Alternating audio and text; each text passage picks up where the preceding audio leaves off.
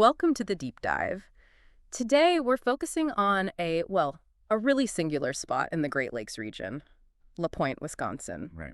This is a small island community on the edge of Lake Superior, and it's just such an anomaly. It really is. It's geographically remote, the population is tiny, but culturally and historically, it has been a giant for centuries. It's a total convergence point. I mean, our source materials for this are almost contradictory. You have modern recreation platforms like AllTrails and TripAdvisor right alongside these incredibly deep foundational historical records. Yeah, things about the French fur trade, the Ojibwe nation. Exactly. So our mission today is pretty precise. We want to give you a complete picture of why this unassuming town with fewer than 500 year-round residents is, at the same time, the spiritual root of a major indigenous nation and a premier modern tourist hotspot.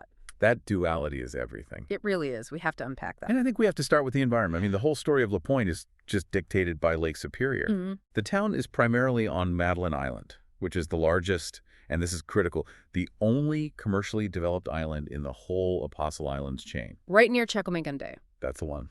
It's also a fascinating jurisdiction, right? Like the community itself is, all clustered together on the western shore of the island. But the town of La Pointe legally includes almost every single island in the archipelago, except for the four westernmost ones. So you have this concentrated little community, but the total municipal territory is over 78 square miles.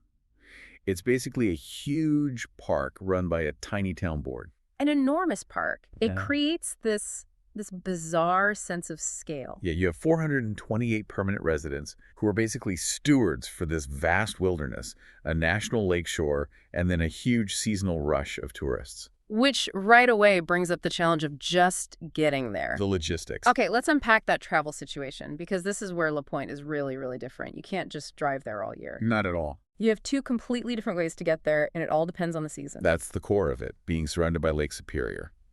So in the summer, it's pretty straightforward, but you're still isolated. You take the Madeline Island ferry line. Right. These These are big steel-hulled ferries for cars and people. They leave from Bayfield, Wisconsin, and it's maybe a 20-minute trip. And it drops you right in the middle of town. Pretty much. Right near the shops, museum, everything. It's the town's lifeline during the summer. But then, the truly wild thing happens when that lake freezes over. Right. If your whole life depends on Lake Superior for transit, you are completely at the mercy of its volatility. And that raises the big question. What do you do when the water turns to solid ice? And this is where the community's ingenuity is it's incredible. Once the ice is safe, which is usually late December through February, they build and maintain an actual ice road. An ice road. It's officially plowed, it's marked, and it connects the island to the mainland for cars and trucks. Just think about that for a second. The infrastructure commitment. For a few months, they maintain a road made of frozen water. Lake Superior becomes a temporary highway. And the second that road opens, the whole rhythm of the island just changes. The ferry stops. Everything changes. Supply deliveries, school bus runs, medical emergencies. It all shifts to relying on the stability of that ice.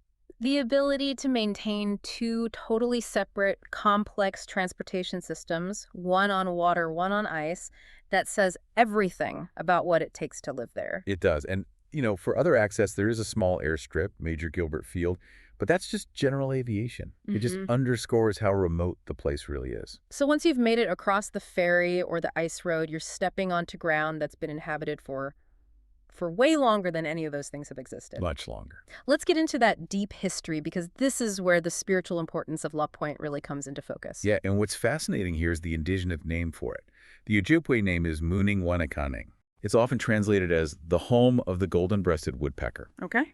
And if you look at older historical texts, especially from the 19th century, you might see it spelled a different way, Mooningwanekaaning.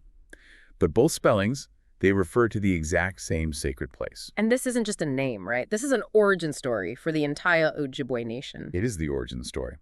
The historian William Whipple Warren, who was part Ojibwe himself, he described this spot as, I'm quoting here, the root from which all the far scattered villages of the tribe have sprung. Wow. The root. So it's their original homeland. It is. The narrative is rooted in this huge migration. Tribal history says that during a time of sickness, the Great Spirit guided the Ojibwe west. They followed the light of the Magus. The Magus being a seashell. A sacred seashell, yes. It was like their spiritual compass. Their journey had stops near Montreal, near Sault Ste. Marie. But the journey wasn't over. No, it only ended when the Magus led them across Lake Superior to this exact spot, to Mooningwanekaaning. When they arrived, the spiritual path was complete.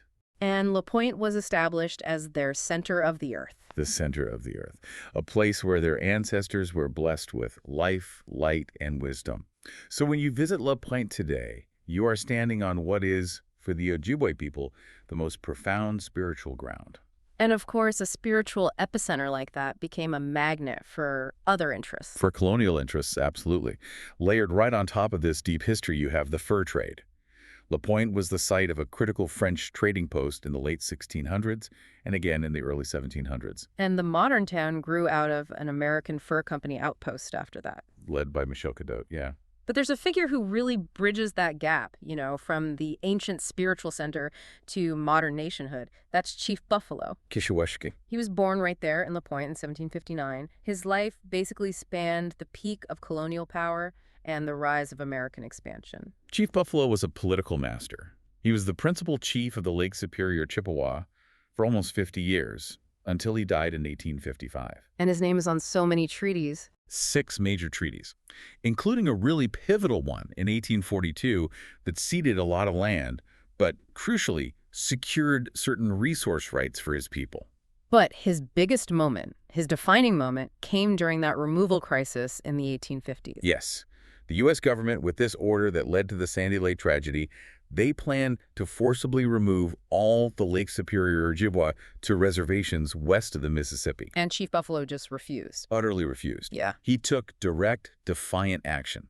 In 1852, even though he was an old man, he led a delegation all the way to Washington, D.C. Bypassing the local officials who were pushing for removal. Completely. And he met with President Millard Fillmore and convinced him to reverse the removal order. That is incredible. And that journey directly led to the 1854 Treaty of La Pointe. It did.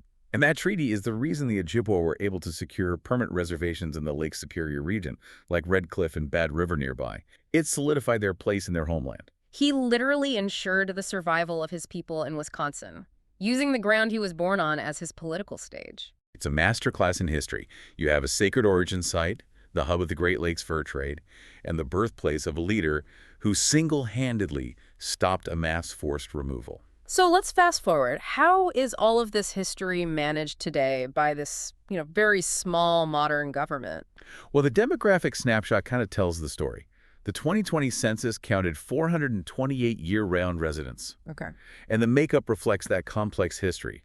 It's predominantly white, about 88%, but with a small and very important Native American population of about 1.4%.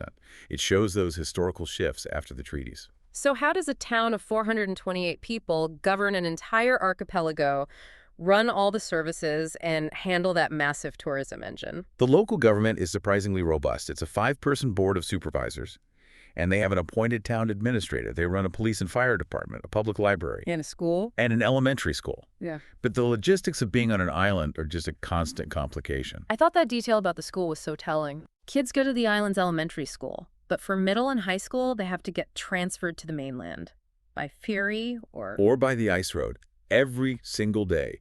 That dependence is constant, and it puts huge pressure on them to manage that infrastructure. And that strain must just explode in the summer. Oh, completely. Tourism is the lifeblood of the economy. The population just swells. Thousands of visitors, cars, boats. The little town becomes a bustling resort for 3 months. The whole downtown area by the ferry dock just comes alive. Shops, bars, restaurants. And that influx has actually driven some really interesting local revitalization, especially with food. This is where that restaurant comes in, right? Mijim. Exactly, Mijim. It's owned by Chef Bryce Stevenson, and it's an indigenous-focused restaurant. And the fact that he was a 2024 semifinalist for a National James Beard Award. For emerging chef, yeah.